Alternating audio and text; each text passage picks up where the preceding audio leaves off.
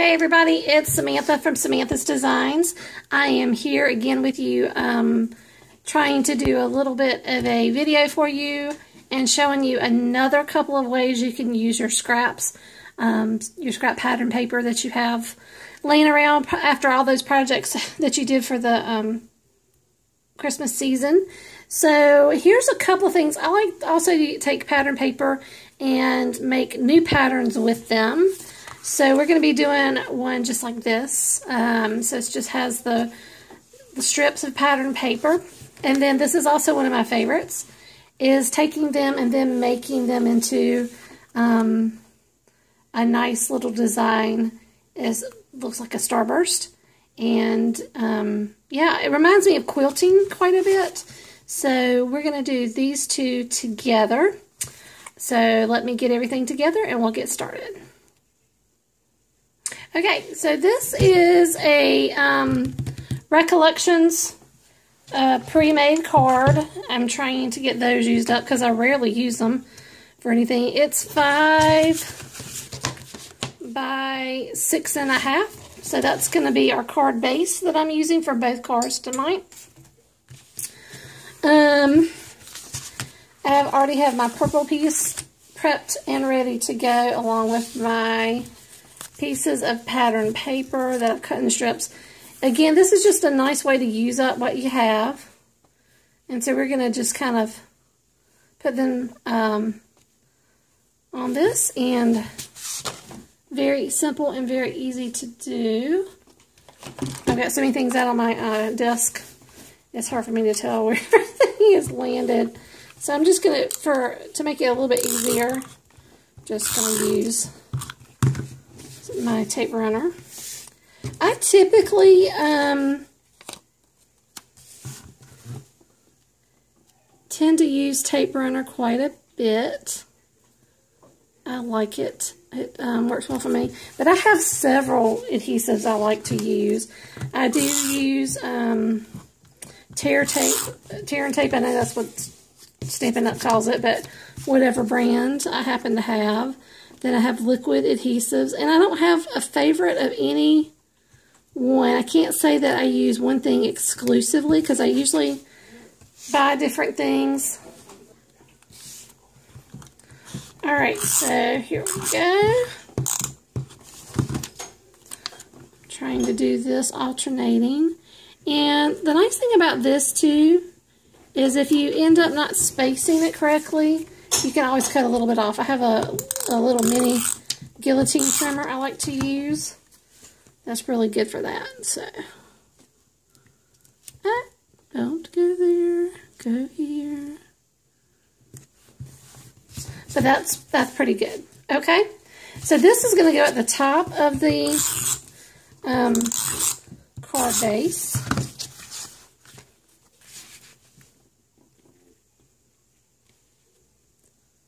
And I'm probably doing this out of frame.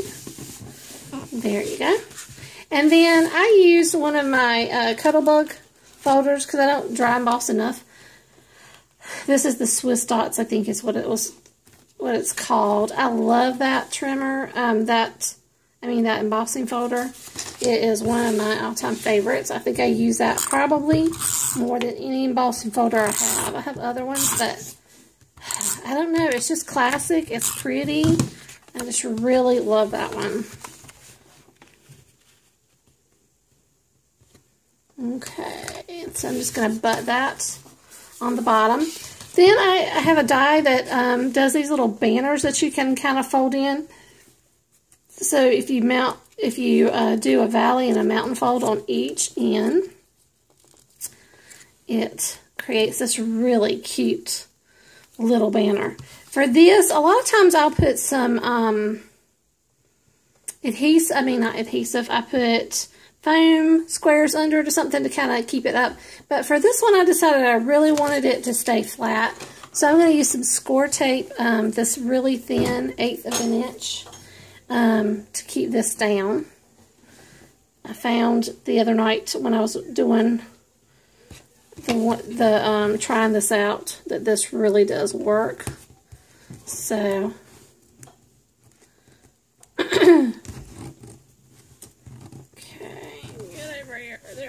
So see, then it keeps that really down nice and neat. I love it.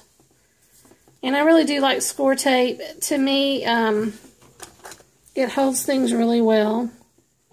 You don't have to worry about it coming undone.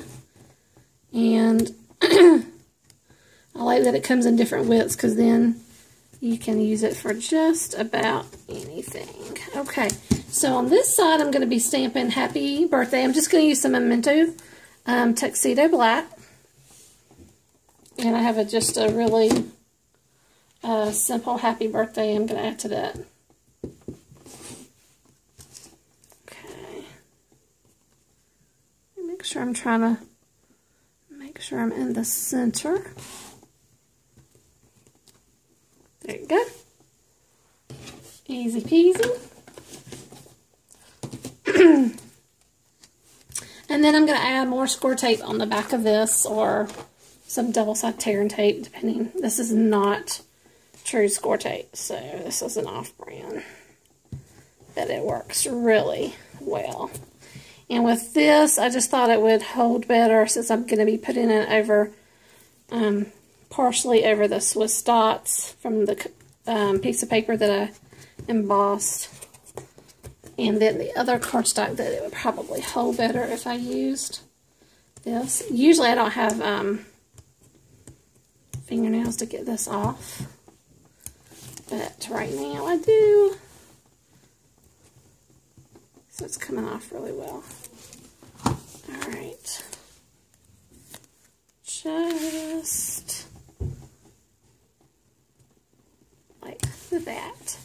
Now, in my stash, I did find some buttons that went perfectly with this. I was so impressed. That was an afterthought. I found them, and I was like, oh, I think they match, and it does perfectly. They're kind of a gray, but it's got a little bit of blue in it, too, so it's picking up this gray and the blue from the pattern paper, and I just thought, oh, that is so cute. So I had to add some buttons, and one of those things that, you know, I'm really trying. Last year, I did pretty well using things from my stash, and I'm just trying to continue that this year instead of going out and buying everything under the sun, which is what I think we all do when we start these hobbies that we love so much.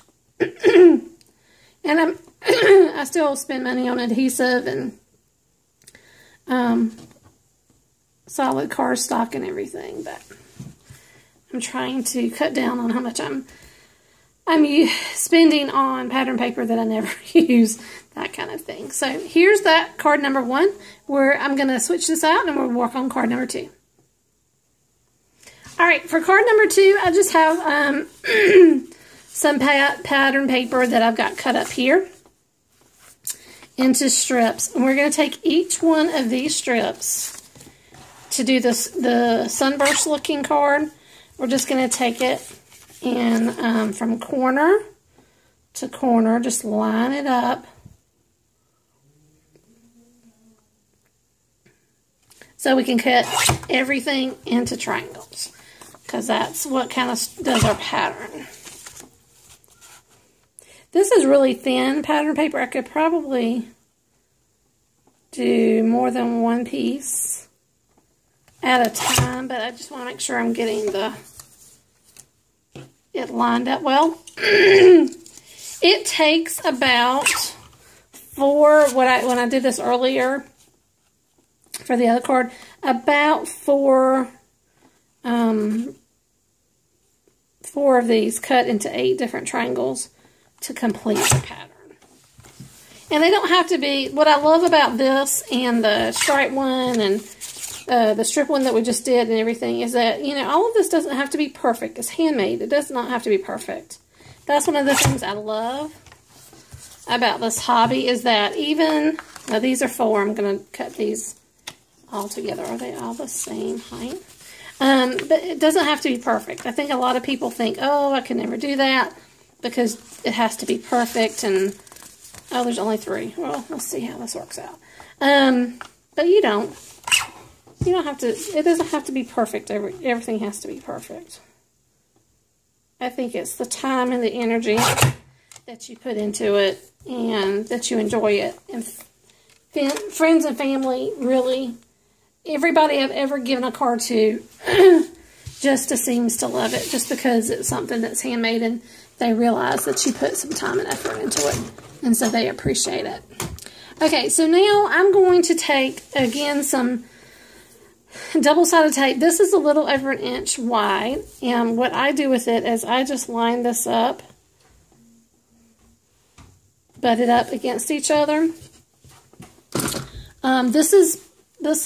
This piece of cardstock is about 4 1/4 by 5 1/2 or so. Maybe a little more than 5 1/2 because it looks a little longer. But I just, like I said, am button this right up against. I'm going to create this nice little sticky background to adhere all of our pattern paper to. Really love both of these techniques when I'm trying to use up some of my scraps. It's simple, something you can replicate. You just find some pattern paper that matches and just, you know, go to town. Have a good time with it. Okay, so this little strip on the side, should I use this one? I have different sizes of tape.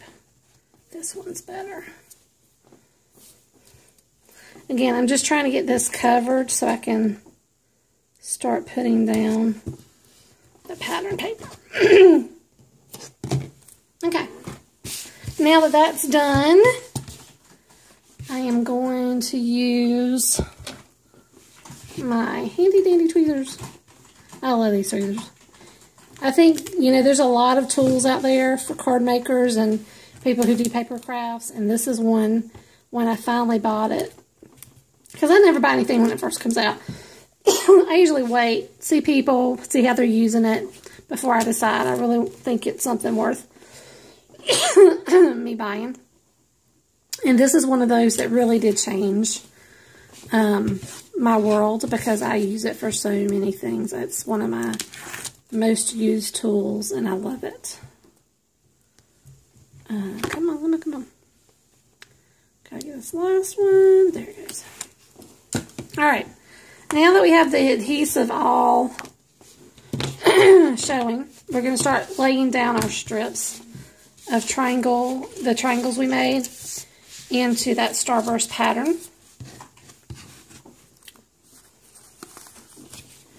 Okay, I try to figure out where I want the middle to be. I don't always want it to be right in the center of the thing, of the piece of paper. So this one I'm going to start kind of, I want the middle to be here. And I just alternate, again, just butt these up against each other and start laying them down.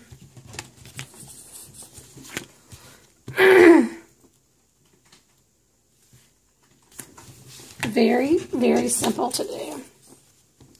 Now, when you get here, you may want to move, to cover more paper, to move your midpoint down, and that is fine. You can do that because this is all going to be covered up with the sentiment, so that's perfectly okay to do. Because if you do that, then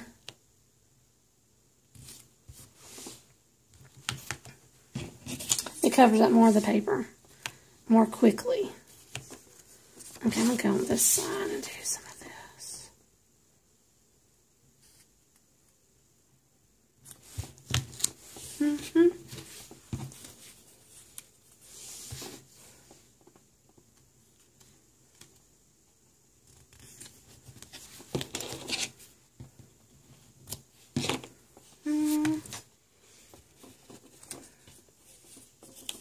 Okay.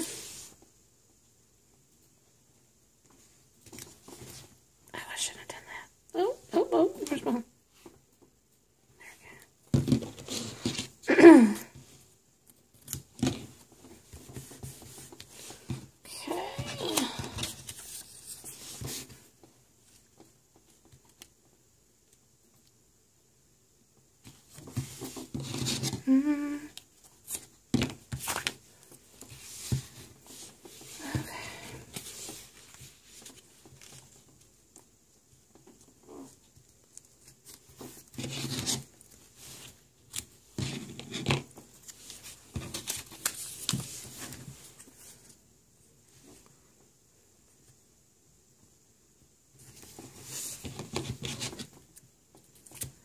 I did as good a job on this one as I usually do. Oh, let's see if it's there. See, that's not really. Ooh. Okay, so we're going to have to cut this one down a little bit. I'm going to have to improvise. I didn't do as good a job as getting these centered as well. I don't think because my card wasn't as square of a shape as usual. But that's okay. We're going to make it work. So once I have it looking like a peacock feather, I take it and with my guillotine trimmer, I just start lining this up so I can cut all these extra pieces off. Okay, that's close, but it's not completely.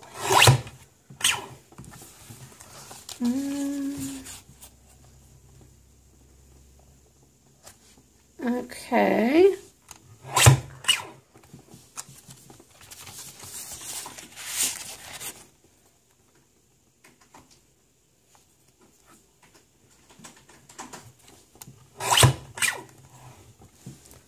Almost.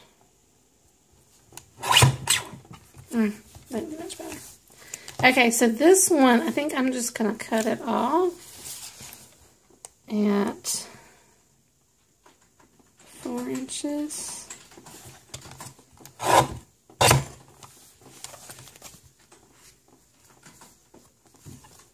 Okay.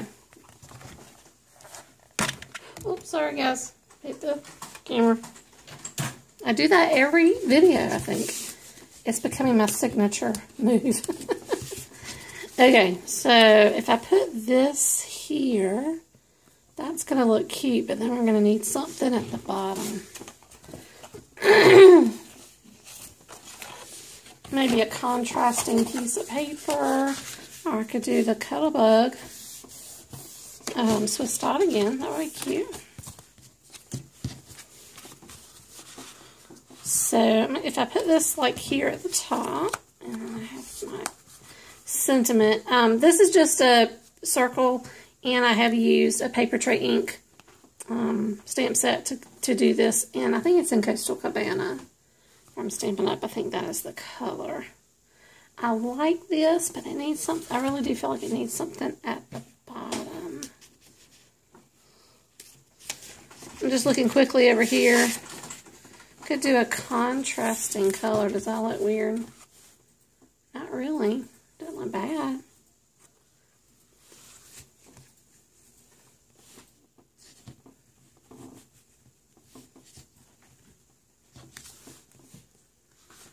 And it kind of goes with the Sending You Sunshine because it's yellow. I like that. I feel like this needs to be matted on some more black or something. Alright, hold on one second, guys. I'm going to pull this all together for you. Okay, guys, I'm back. So I've decided I am going to put the yellow at the bottom. I can get it lined up.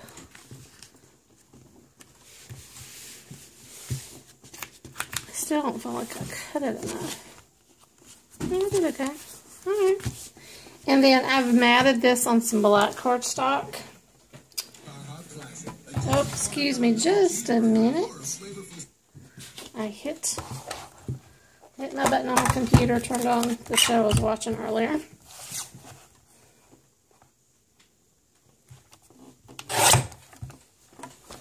Beautiful. Love it.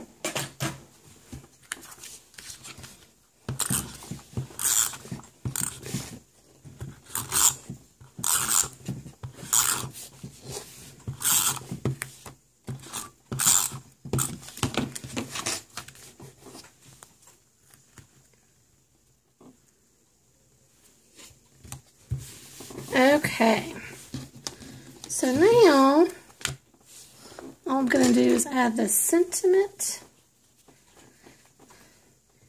and my work surface looks like a zoo or a tornado hit it, one of the two.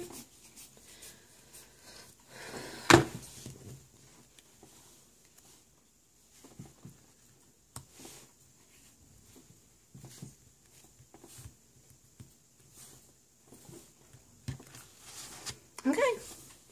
There you go, guys. I hope this is been another way that you could look at using your scraps in a different way, making patterns with them, and just having fun in your craft room. Hope you have a great day. Bye.